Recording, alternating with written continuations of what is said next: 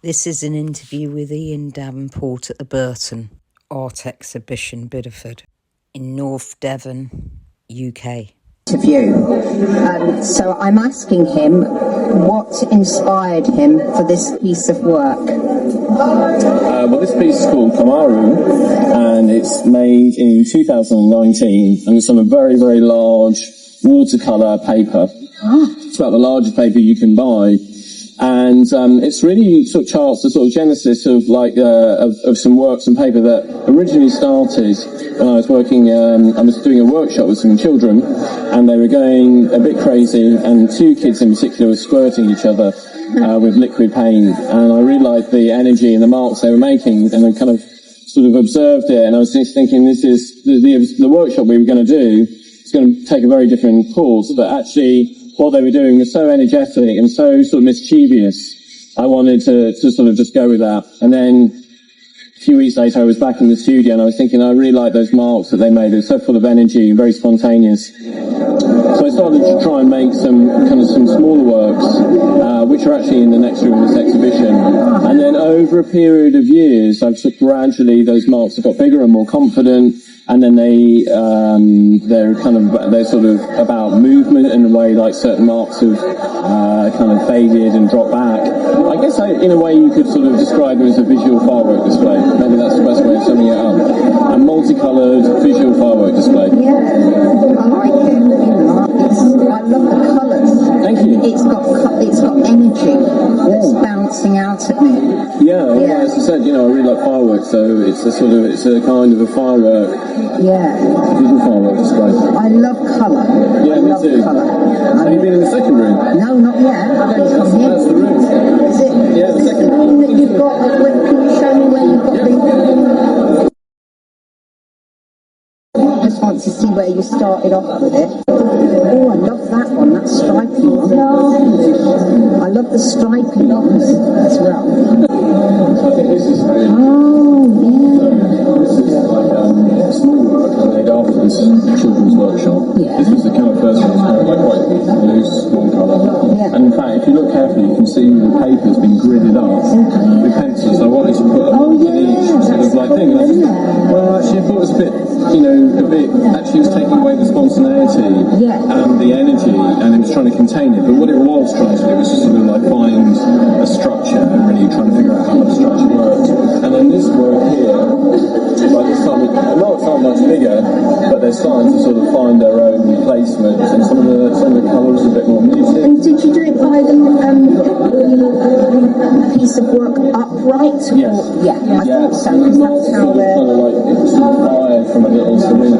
Oh right, from the syringe, so not kind of like quite impactful, and they make this sort of mark spread out, and you get these flickers and splinters of colour, and then they run into each other. And what is the material? It's acrylic, just acrylic paint on paper. And how do you use it in a gun? Like just in a syringe. And a syringe. Oh right, just any syringe. Just a normal syringe. Wow. And then there were these ones. Wow, I love that. So then they're starting to get bigger, and you can see the marks. This is another great one, isn't it? And then this one. That really does symbolise fireworks.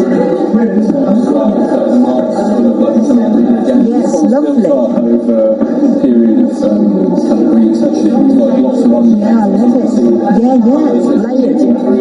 Underneath. So it's much more. And that is lovely, isn't it? Because that's just like a firework. Yeah. And other areas dripping through. Yeah, it's great. And that is the way it goes, isn't it? And then it all comes down. Yeah, it does. And is this the same sort of... This is the sort of process, but at slightly earlier times. And this one was where it started to kind of appear a little bit more. I just want to ask you one more question about the stripes, because I love stripe paintings. So what inspired you with these? Well, these also have a very long genesis. They've been making them actually sort of since the early 1990s, and the first ones were made in 3 or 4 colours, kind of built up in layers. And then gradually, over a long period of time, they sort of evolved. And these ones were made around about 2003 or 4. No, actually no. Maybe a bit less than maybe about. I love the way you've used your colour. And just sort of, it's quite loose actually. It's a very musical approach to sort of making colour. It's just just about the way that the colours pop against each other and sort of move in and out. I love that. And then these pieces are sort of just, they're very intuitive, very instinctive, and they're sketches that are kind of then used to make bigger paintings. So, for example, I would sort of find an area which I think maybe this is really nice, or I kind of really like what's happening, say here, and I would lift those bits rather like a musical phrase and then put them together into a bigger painting.